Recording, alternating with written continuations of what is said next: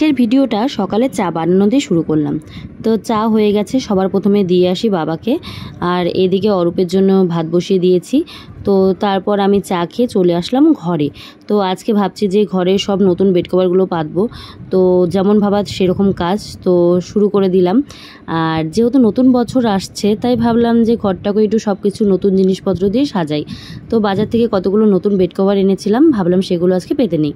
এইবার আর সেইভাবে ঘর বাড়ি ভালো করে পরিষ্কার করা হয়নি, কারণ বাড়িতে যেহেতু ঘরের কাজ হচ্ছে তাই প্রতিদিনই কম বেশি খুব নোংরা হয়। আর তাও আমি কালকে দুটো ঘর পরিষ্কার করেছিলাম, আর আজকে দিদি দুটো ঘর পরিষ্কার করছে, আর শুধু বাকি থাকবে রান্নাঘরটা। তাই ভাবলাম যে কালকে দুজনে মিলে রান্নাঘরটা পরিষ্কার করে নেব। আর আমি আমার ঘরে বেড কভারটা সাদা কালার পাতলাম, কারণ আমার সাদা রং ভীষণই পছন্দ। তো মনে হয় যে সাদা জিনিস খুব একটু শান্তি শান্তি মনে হয়, তাই প্রথমেই আমি আমার ঘরটা দিয়ে শুরু করলাম। তো আমার ঘরের বেড কভারটা পাতা হয়ে গেছে, তো ঘরটা গুছিয়ে এবার চলে আসলাম আমি এর ঘরে। তো এই ঘরেরও পুরনো বেড কভারটা তুলে নতুন বেড কভার পাতলাম।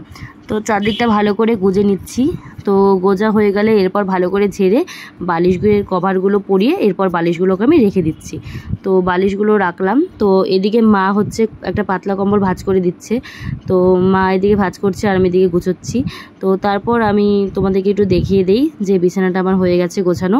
তো এরপর চলে আসলাম কয়েকটা জামা কাপড় ছিল সেগুলো ভাঁজ করতে। তো কালকে অনেকগুলো জামা কাপড় ধুয়েছিলাম, তো রাতে মা কয়েকটা ভাঁজ করে দিয়েছিল। তো আর বাদবাকিগুলো করা হয়নি, আমি বললাম যে রেখে দাও, কালকে সকালে আমি করে নেব। তো এদিকে হচ্ছে আমি কয়েকটা নাইটি ছিল সেগুলো ভাঁজ করে জায়গা মতো রেখে দিলাম। তো সোফাটা যেহেতু একটু এলোমেলো হয়ে গেছিলো তাই সোফাটাকেও একটু ঠিক করে নিলাম। তারপর ঘর গুছিয়ে চলে আসলাম বাবার ঘরে। তো বাবার ঘরে তো দিদি আজকে পরিষ্কার করলো। তো আর বলেছিলাম যে বেড কভারটা তুমি তুলে রেখে দাও, আমি এসে নতুন বেড কভার পেতে দেবো। তো তারপরে আমি হচ্ছে নতুন বেড কভারটা পেতে নিলাম। তো এরপর দেখছি আরও অনেক ধোয়ার বাকি আছে, তাই ভাবলাম যে যাক একটু ধুতে দিয়ে দেই। তো এটা হচ্ছে স্টার্ট করে দিয়ে গেলাম। তো এটা হতে থাক, ততক্ষণে আমি রান্নাঘরে যাই। তো রান্নাঘরে যে দেখি মা ডাল বসিয়ে দিয়েছে, আর এদিকে আমি আলু আর যা যা সবজি লাগে সব কিছু একবারেই কেটে নিয়েছি। আর তারপর এদিকে দেখছি মা ভাত বসিয়েও দিয়েছে, আর তারপরে আমি মাছগুলো ধুয়ে নিলাম। তো আজকে হবে হচ্ছে চিতল মাছ, আর করব হচ্ছে অরূপের জন্য কাতল মাছ। ও অন্য কোনো মাছই খায় না, শুধুমাত্র কাতল আর ইলিশ খায়, আর বাদবাকি কিছুই খায় না। তাই আমাদের জন্য যে কোনো মাছ করি না কেন ওর জন্য আমাকে সেই কাতল মাছই রান্না করতে হয়। আর এদিকে শাকটা বসিয়ে দিয়েছি, এবার একটু লবণ হলুদ দিয়ে নাড়াচাড়া করে নেব। তো আর ভাবলাম যে আরেক পাশে আমি মাছগুলো ভেজে নিই। তো এদিকে মাছগুলো ভাজা বসিয়ে দিয়েছি। তো দেখছি যে এর মধ্যে রিয়া দিয়ে আসলো আমাদের বাড়িতে। তো ও একটা ড্রেস অর্ডার দিয়েছিল, তো সেটা আজকে আসলো, তাই আমাকে দেখাতে নিয়ে এসেছিল। তো বলছিলাম যে বসো একটু গল্প করি তারপরে যাও। তো আমি এদিকে রান্না করছিলাম আর ও হচ্ছে বসে বসে আমার সাথে গল্প করবে। তো তারপর এদিকে হচ্ছে আমি আলু ভাজাটা বসিয়ে দিয়েছিলাম। তো আলু ভাজাটার মধ্যে লবণ হলুদ দিয়ে বেশ কিছুক্ষণ নাড়াচাড়া করব। তো এদিকে আলু ভাজাটা হতে থাক, তার পাশে আমি বসিয়ে দিয়েছিলাম মাছের ডিম।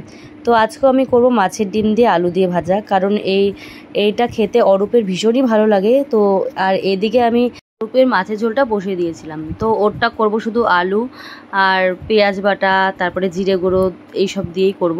তো যা যা লাগে আর কি সেই সব দেবো। তো এই মশলাগুলো দিয়ে ভালো করে এবার নাড়াচাড়া করে ভাবলাম যে মশলাটা কষতে থাকুক, ততক্ষণে আমি আলু ভাজাটার মধ্যে মাছের ডিমগুলো দিয়ে দিই।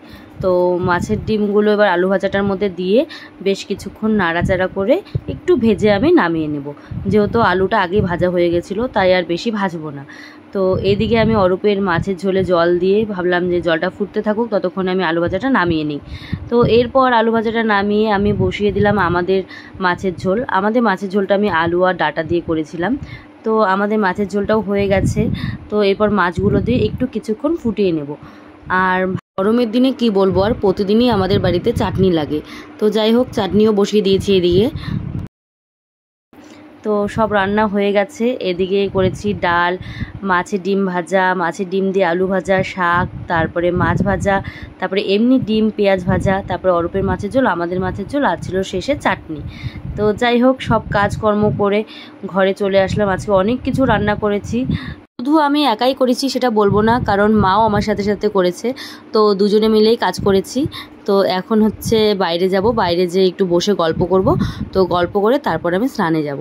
তো আজকের মতো ভিডিওটা এটুকুই। তোমাদের সাথে দেখা হচ্ছে পরের কোনো ভিডিওতে। সবাই ভালো থাকবে আর সুস্থ থাকবে। টাটা।